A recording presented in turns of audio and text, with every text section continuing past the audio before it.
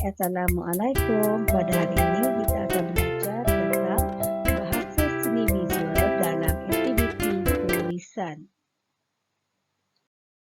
Gurisan adalah merupakan satu karya yang dihasilkan dengan teknik gurisan menggunakan sesuatu objek atau alat yang tajam untuk mengguris keluar sesuatu bahan yang lembut dari sesuatu permukaan.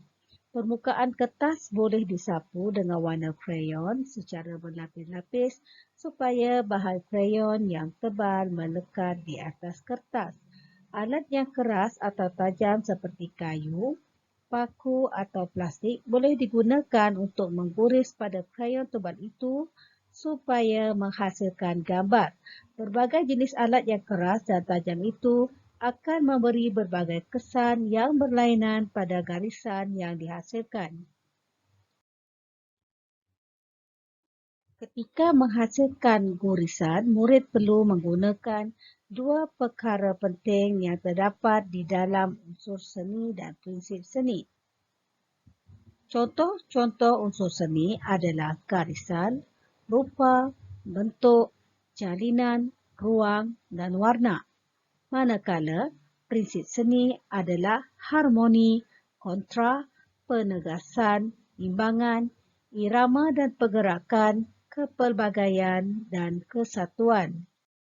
Unsur seni yang pertama yang perlu digunakan ketika melakukan aktiviti gurisan adalah garisan. Apakah garisan? Garisan merupakan unsur seni yang paling asas.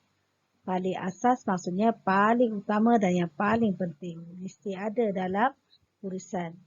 Garisan merupakan satu siri titik-titik. Dengan sambungan titik-titik, maka wujudlah garisan. Garisan dihasilkan dengan menggunakan satu alat atau media yang bermula dari satu titik permulaan merentasi sesuatu kawasan hingga terbina satu objek. Garisan terdapat pada benda alam dan benda buatan manusia. Contoh garisan pada benda buatan manusia, garisan pada tali, bakun anyaman, kain tenunan, bangunan, tayar kereta, corak fabrik, jala, penapis dan sebagainya. Manakala, contoh garisan pada alam semula jadi adalah garisan pada batu, haiwan dan tumbuhan seperti akar tumbuhan, tali, urat-urat, daun, ombak di lautan, titisan hujan, kulit haiwan dan tumbuhan, batu marmar, kulit kayu dan sebagainya. Unsur garisan inilah yang perlu diguris pada hasil gurisan anda. Terdapat beberapa jenis garisan yang murid-murid boleh gunakan ketika menghasilkan gurisan. Contoh-contoh garisan adalah garisan halus, garisan tebal, garisan beralun, garisan berduri, garisan bergerigi, garisan berpancar, garisan berbulu, garisan berbiji, garisan berlingkar, garisan zigzag, garisan putus-putus dan garisan berserabut. Apakah fungsi garisan? Garisan boleh menghasilkan rupa. Garisan boleh menghasilkan bentuk. Garisan juga boleh menimbulkan ilusi ruang, cahaya dan bayang dalam karya yang anda hasilkan. Garisan boleh menghasilkan jalinan dan garisan juga boleh mencipta corak. Unsur seni yang kedua yang perlu digunakan di dalam karya gurisan kamu adalah rupa. Unsur seni rupa terdiri daripada titik, garis, bidang, bentuk, warna, tekstur, ruang, irama dan tekanan. Apakah yang dimaksudkan dengan rupa? Rupa ialah hasil daripada pertemuan hujung garisan dengan permulaannya. Rupa boleh dihasilkan daripada garisan, warna dan jalinan. Terdapat beberapa contoh rupa seperti titik, garis, bidang, bentuk, gelap terang, tekstur, warna dan ruang. Rupa terdiri daripada 3 jenis, iaitu jenis rupa yang pertama adalah rupa geometri. Rupa geometri ialah rupa yang mempunyai sudut seperti bulatan, 3 segi, 4 segi dan lain-lain rupa yang bersudut. Dicipta dengan menggunakan alatan khas iaitu pembaris, set geometri dengan ukuran-ukuran tertentu. Jenis rupa yang kedua adalah rupa organik. Rupa organik merujuk kepada rupa bebas yang tidak dapat diukur sudutnya seperti rupa daun, rupa orang, rupa ikan dan sebagainya. Di mana rupa organik boleh dihasilkan secara spontan. Rupa yang terakhir adalah rupa positif dan rupa negatif. Rupa positif ialah rupa sesuatu objek yang terletak di dalam satu kawasan tertentu.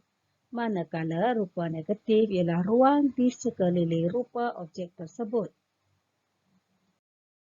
Ini adalah contoh rupa positif dan rupa negatif yang lebih jelas. Ini adalah contoh rupa positif dan rupa negatif buatan manusia dan juga sumber alam. Seterusnya, untuk menghasilkan gurisan juga, murid perlu menggunakan prinsip rekaan seni visual. Prinsip rekaan amat penting dalam penghasilan sesebuah karya seni. Dengan adanya prinsip-prinsip ini, kita dapat memberi kritikan dan pandangan atau huraian terhadap sesebuah karya seni dalam bidang seni visual. Prinsip rekaan adalah kaedah atau pengolahan unsur seni untuk menimbulkan gambaran tertentu dalam gubahan seni visual. Contoh-contoh prinsip rekaan seperti kontra, kepelbagaian, kesatuan, imbangan, irama dan pergerakan, penegasan dan harmoni. Prinsip rekaan. Okey, prinsip rekaan pertama yang perlu kamu gunakan adalah harmoni. Okay, prinsip rekaan harmoni ni perlu kamu gunakan di dalam hasil gurisan kamu. So, prinsip rekaan dalam karya seni kamu tu mesti nampak unsur-unsur harmoni lah yang boleh mewujudkan karya lukisan yang bertemakan alam semula jadi. So, kalau kamu buat alam semula jadi ni, contohnya pemandangan. Kena adalah unsur-unsur harmoni ni. Harmoni dalam konsep seni visual dapat ditonjolkan apabila wujudnya susunan ataupun ulangan unsur-unsur seni yang sesuai, seimbang dan menarik. Contohnya keseragaman bentuk dan kepelbagaian saiz yang terdapat pada bahagian tubuh serta sayap seekor rama-rama akan menimbulkan kesan yang lebih harmoni, menarik serta seimbang. Penggunaan unsur-unsur harmoni dalam sesuatu hasil karya ataupun hasil lukisan kamu adalah bertujuan untuk menarik perhatian serta dapat menimbulkan nilai-nilai estetika. Selain itu, ia memberikan kesan teratur, seragam dan selesa. Seterusnya kita lihat unsur harmoni alam semula jadi yang terdapat dalam lukisan. Di mana warna-warna yang ada pada daun tu seakan menampakkan persamaan dan ton warna. Contohnya daun muda lebih cerah berbanding dengan warna daun yang lebih tua. Okay, so melalui gambar di sebelah ni, penggunaan ton semasa mewarna daun dapat menimbulkan kesan keselesaan, keseragaman serta kesatuan pada objek yang dihasilkan. Okey, ini adalah jenis harmoni yang kamu perlu guna dalam gurisan kamu. Contohnya harmoni garisan. Harmoni garisan ni garisan tebal dan nipis, tinggi dan rendah. Okey, harmoni warna menggunakan ton warna pekat dan cerah. Okey, bentuk pelbagai bentuk mengikut gambar yang awak nak guris tu nanti. Harmoni rupa, keseragaman yang ada pada bentuk yang awak nak lukis. Harmoni jalinan tampaklah. Dan juga harmoni ruang. Ada yang ruang dekat, ada yang luas, ada yang kecil. Ruang contoh tu ruang lah. Pada gambar lukisan tadi pun dah ada contoh-contoh ruang. Okay, ini nak menampakkan lagi keharmonian corak anyaman yang ada pada rupa. Rupa yang sama. Ini contoh harmoni lah. Maksudnya seragam. Susunan dia, dari segi susunannya, coraknya, warna yang digunakan semua sama. Itu masuk harmoni. Okay. Okey, inilah contoh harmoni dalam aktiviti gurisan. Berdasarkan dua gambar gurisan ni, terdapat unsur harmoni pada warna, ya, lagi bentuk, garisan, jalinan, ruang. Okey, itu unsur-unsur harmoni yang terdapat di dalam gurisan ni.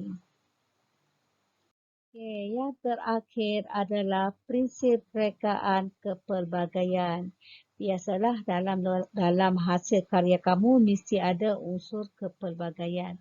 Kepelbagaian ni wujud hasil penggunaan pelbagai gaya, nilai dan idea yang berbeza dalam sesuatu gubahan.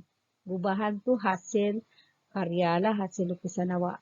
Kepelbagaian dapat memberi gaya, variasi, tenaga dan daya tarikan dalam sesuatu gubahan. Kepelbagaian dapat dihasilkan melalui penggunaan unsur seni seperti garisan, rupa dan warna yang pelbagai dalam sesuatu gubahan. Okey, cikgu rasa setakat ini sahaja. Kita belajar tentang bahasa seni visual berkaitan tajuk gurisan. So, jangan lupa jawab soalan kuis. Pastikan soalan kuis kamu itu, pastikan kamu menonton video cikgu dahulu sebelum menjawab soalan kuis. Bye. Assalamualaikum dan salam sejahtera.